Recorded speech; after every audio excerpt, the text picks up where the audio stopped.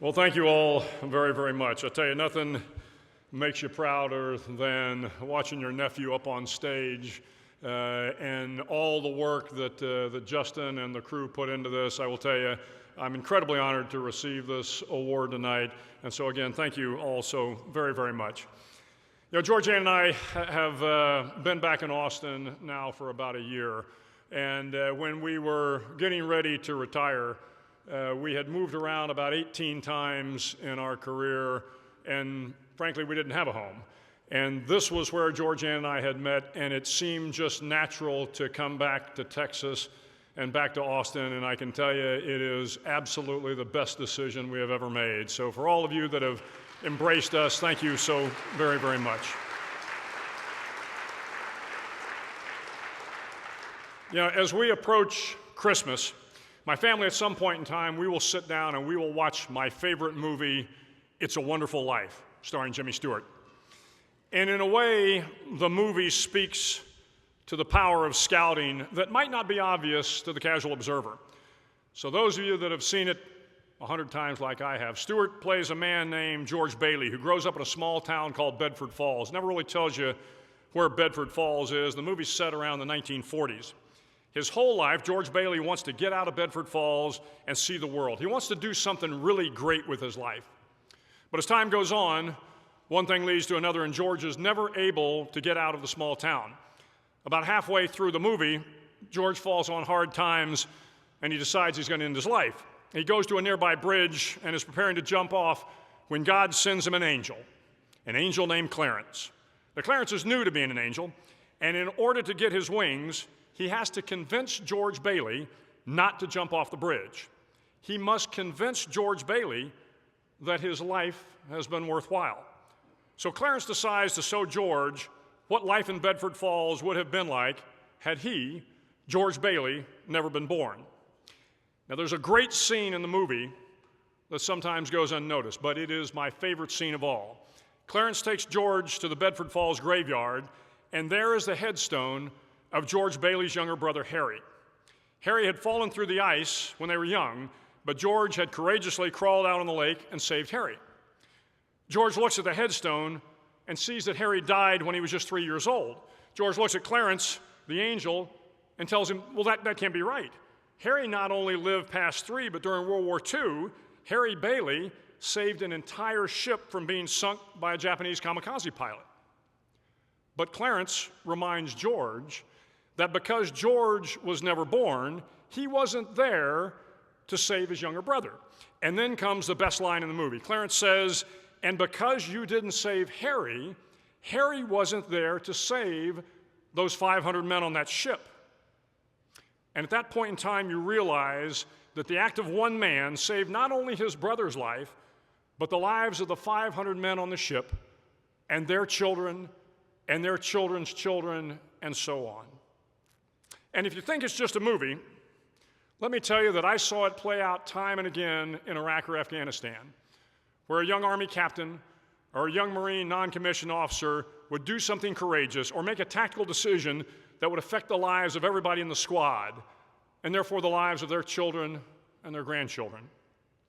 But these decisions, these little acts of courage or kindness, don't have to be so dramatic to have far-reaching effects. So one more quick story.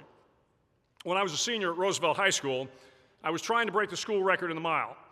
I had come close a couple of times, but struggled in the second to the last track meet of the season. The Thursday before the last track meet, I received a call from Coach Jerry Turnbow, a former Roosevelt football coach who had left the school 18 months earlier for another coaching job in San Antonio. I was stunned that the coach even knew who I was, much less took the time to call me. And during the phone call, he said, Bill, I know you can break this record. All you have to do is run your hardest. You have worked incredibly hard. Just do your best, and it will be good enough, and you will break the record. The next evening, I broke the school record. It was a record that nobody cared about but me. But breaking that record gave me the confidence that I could do anything I set my mind to. 4 years later, I knew I could be a Navy SEAL because Coach Turnbow convinced me that if I set my goals and worked hard enough, I could do anything. That one phone call changed the direction of my life, and in doing so, likely changed the lives of thousands of young men and women who served with me during Iraq and Afghanistan. The Scout slogan is, "Do a good turn daily." That is what Coach Turnbow did, and that is what you and the great folks here at the Capital Area Council are doing every single day. But you don't have to be a coach or a scout master or a den leader to make those changes.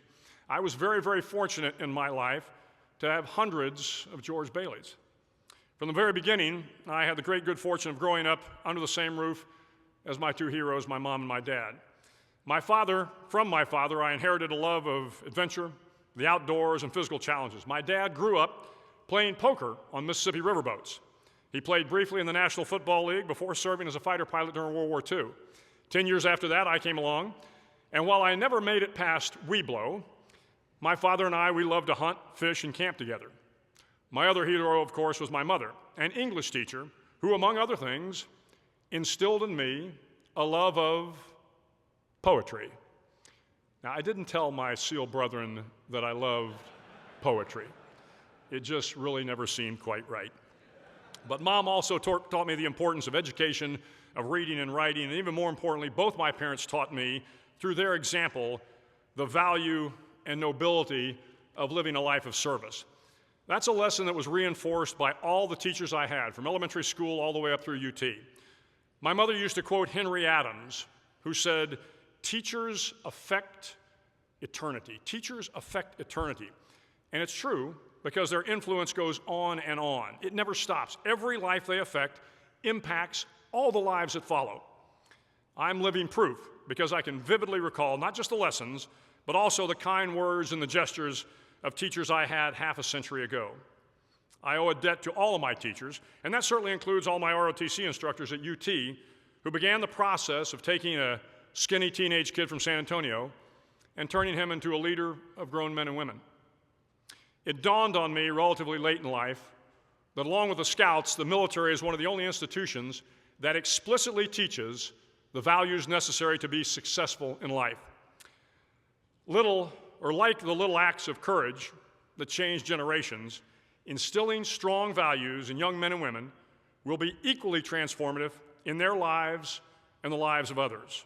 Loyalty, courtesy, kindness, courage, reverence, optimism. These core values are not just inherent in the Boy Scouts. They are universal for organizations that make a difference. Now, while folks would never mistake Navy SEALs for Boy Scouts, you might be surprised by the similarities, the understanding on our part that character matters. The Scout Oath says, "On my honor, I will do my best to do my duty to God and my country. I will obey the Scout law to help other people at all times, to keep myself physically strong, mentally awake, and morally straight." The SEAL Creed, in part, says, "My loyalty to country and team is beyond reproach. I humbly serve as a guardian to my fellow Americans, and always ready to defend those who are unable to defend themselves. I serve with honor on and off the battlefield. Uncompromising integrity is my standard. My character and honor are steadfast. My word is my bond. The nation expects me to be physically harder and mentally stronger than my enemies. We demand discipline. The lives of my teammates and the success of the mission depend on me, my technical skills, tactical proficiency, and attention to detail. My training is never complete. I will never quit. I am never out of the fight. Brave men have fought and died, building the proud tradition and feared reputation that I am bound to uphold. In the worst of conditions, the legacy of my teammates steadies my resolve and silently guides my every deed. I will not fail." The words, honor, duty, country, the need to help those unable to help themselves come up time and time again. The Creed was written by a group of SEALs several years ago. You probably wouldn't be surprised to know that several of those SEALs had been former Boy Scouts. Character matters. And in today's world where barbarians are attacking the very fabric of humanity, character matters more than ever. We must grow men and women who are prepared to stand up to the savages, who are prepared to stand by their beliefs, who are prepared to do their duty to God and country.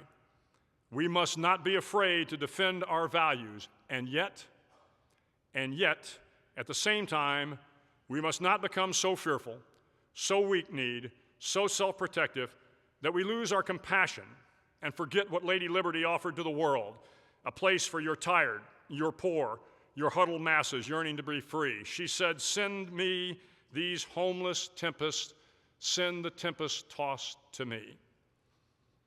As we teach our young scouts about the world, we should teach them that great evil abounds, but there is also great good. And that great good, if wielded with the same vigor as evil, will overcome all obstacles.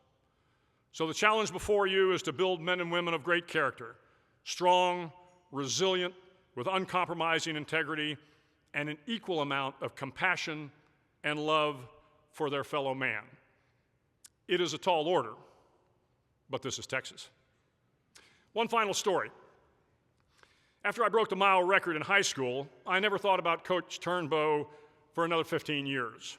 But 15 years later, I had become the commanding officer of SEAL Team 3. I was home on leave in San Antonio, and my father, who was a very outgoing fellow, bumped into a guy at the barbershop whose son was in high school and was thinking about becoming a Navy SEAL. My dad asked if I would call the young man and give him some advice. I remembered from years before how kind Coach Turnbow had been to give me a call. So I called the guy, and we talked for about 45 minutes, but after that, I never heard from the young man again. 15 years later, I was in Afghanistan, and we were conducting a hostage rescue mission. An elderly American contractor had been abducted by the Taliban, and they were threatening to kill him if we didn't meet their demands. Fortunately, we were able to identify the location of the hostages, where the hostage takers' hideouts were. I sent the SEALs in to rescue the man. It was a small cave complex high in the mountains. It was a very difficult mission. But my most elite SEAL unit climbed the mountain, quietly entered the camp, dispatched the bad guys, and rescued the American. The next morning, the commander of the SEAL unit came by my headquarters and brought with him the SEAL that had led the raid and rescued the American. As we made the introductions, both men had a funny look on their face. Finally, the leader of the SEAL rescue team said, "Sir, you probably don't remember, but 15 years ago, you called me and encouraged me to become a SEAL." As I later learned, the SEAL I had called was a decorated war hero who had saved countless lives in the course of his career. One good turn, a phone call from a coach, beget another and another. Like George Bailey, you may never know how the lives you have touched will affect hundreds or thousands or millions of other people. But what I can guarantee you is that by working to improve the lives of young Americans through scouting, through family, through teaching, through public service, you will give the world its greatest gift, hope for the future. Thank you all very much, and again, thank you for recognizing me with this magnificent award. Thank you very much.